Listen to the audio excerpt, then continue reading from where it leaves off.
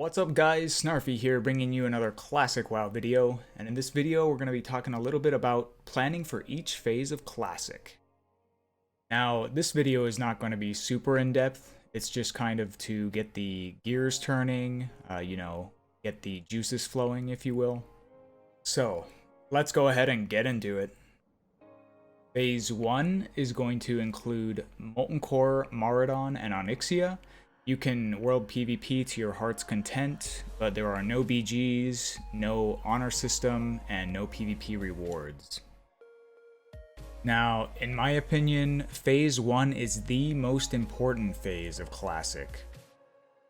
This is the period of time when you have the most freedom from raid lockouts and honor grinds. So, in order to set yourself up for the later phases, I think the two most important objectives to focus on are 1. Making as much gold as possible, and 2. Leveling alts, if that's something that you're interested in. If you make a lot of gold early on, you can coast off of that and spend the later phases focusing on the more engaging content. You can also take the gold you have early on to buy certain crafting materials that will spike in demand in later phases to compound your gold even further. Leveling alts in Phase 1 is important because once Phase 2 hits, with no BGs, anyone over level 47 will be ganked mercilessly. Leveling during this phase will be a nightmare. In addition, if you want to rank, then you're not going to have time to level. I personally want as many alts as possible, so I'm going to be focusing a lot of time on that once my main is set up.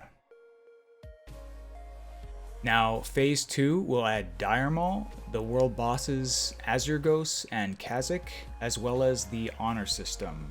No BGs though. The main thing I'll be focused on in Phase 2 is going to be farming honor. I'm hoping to hit rank 12 for the pants and gloves at the very least before BWL drops.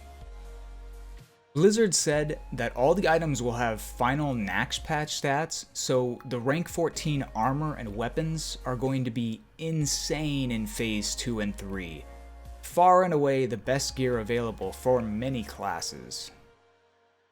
If you aren't concerned with ranking or world PvP, then Phase 2 is still a great time to farm gold.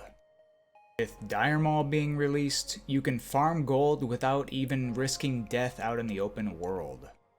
There's tribute runs for hunters and stealth groups, AoE farm of the dogs and lashers, and warrior healer pairs can 2-man Dire Maul East and sell pre-bis loot. Moving on to Phase 3, we'll be getting Blackwing Lair, Alterac Valley, Warsong Gulch, and the Darkmoon Fair. The most important thing to get done when Phase 3 drops is farming Exalted Reputation with either the Frostwolf clan or the Stormpike clan, as they provide some of the best in slot pieces at the time. If you want to be efficient with your time, it's typically much easier to farm Reputation when Alterac Valley is fresh and everyone is focused on ending games as quickly as possible. After most people are exalted, a larger portion of people starts defending and really making it difficult to end games. Phase 4 brings Arathi Basin, Zul'Gurub, and the Emerald Dragon world bosses. The main concern once ZG releases is getting exalted with the Zandalar tribe in order to get all applicable recipes and your shoulder enchants. Farming Bijus can be a great way to earn extra gold. Mooncloth is likely to jump in price around the release of Phase 3 as all the casters are going to be needing to craft their Bloodvine sets. For Phase 5, they're going to be implementing the AQ War Effort and raids, as well as the Dungeon Loot Revamp.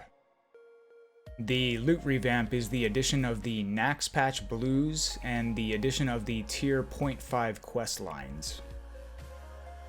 Obviously, if you're playing a Druid, Shaman, or Paladin, you need to worry about farming the appropriate relics, librams, or totems required for your specs. This phase will likely see the largest movements in consumable and material prices. The supplies required for the war effort are enormous, and protection potions, particularly nature and shadow protection, will increase in demand. In addition, Silithus is going to become a hotbed of activity. There will be players farming Silithid Carapace for the Scepter quest, and raids farming Dukes for Cenarian Circle reputation and items.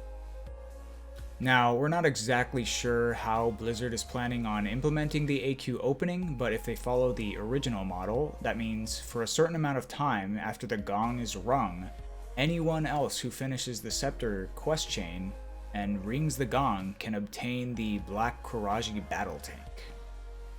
Because of this, I will likely not be supporting the war effort at all.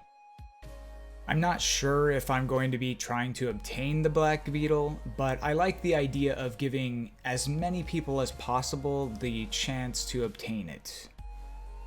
Regardless of the number of people who get the mount, it will still be very exclusive, so I don't feel there's any need to gatekeep further. Of course, some people may try to finish the war effort as quickly as possible. Whether that's simply to enter the raid as soon as possible or to maximize the exclusivity of the mount, I can understand the sentiment. What's your guys' opinion on the war effort and the bug mount? Phase 6, of course, is Naxxramas and the PvP world objectives in Silithus and Eastern Plague. Getting attuned to the raid is free if you're exalted with the Argent Dawn, so you'll want to make sure that you finish that rep grind before this phase starts. Even if you aren't exalted, you can pay for attunement, but the cost goes up significantly for the lower reputation levels. Early Naxx patch is when most crafting materials and consumes will reach their peak in price. Not only does Naxx patch require the heaviest consume usage, but tier 3 quest turn-ins require large numbers of Arcanite bars, Cured Rugged Hide, Mooncloth, and Nexus crystals. Anyway, that's about all I've got for you today. What are you guys doing to plan for each phase of Classic? Thanks for watching. If you enjoyed the video, if you learned something, make sure you like and subscribe because we'll be making more. Also, I'm going to be streaming a ton of Classic once it drops, so feel free to follow on Twitch, link will be in the description below. We'll see you next time.